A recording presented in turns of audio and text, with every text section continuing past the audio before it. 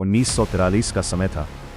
भारत अंग्रेज़ों की गुलामी में जकड़ा हुआ था और नेताजी सुभाष चंद्र बोस भारत को आज़ाद कराने के लिए दुनिया भर में सहयोग खोज रहे थे। बहुत कम लोग जानते हैं कि नेताजी ने भारत की आज़ादी के लिए दुनिया का सबसे खतरनाक समुद्री सफ़र किया था। नेताजी उस समय जर्मनी में थे। उन्होंने वहाँ से अंग्रेज़ की, लेकिन उन्हें समझ आया कि भारत के करीब जाकर सेना बनाना ज़्यादा ज़रूरी है। उस समय जापान दक्षिण पूर्व एशिया में अंग्रेज़ों से लड़ रहा था और वहाँ हज़ारों भारतीय सैनिक मौजूद थे।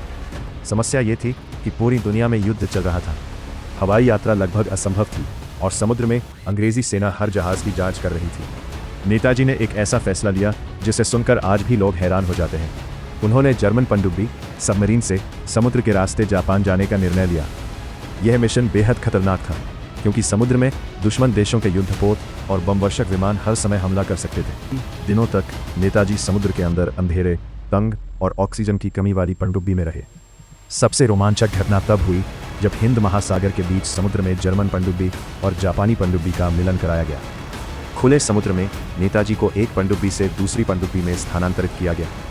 सोचिए, चारों तरफ गहरा समुद्र, ऊपर युद्ध का खतरा और बीच लहरों में एक छोटी सी नाव के जरिए नेताजी को दूसरी पनडुब्बी तक पहुंचाया गया।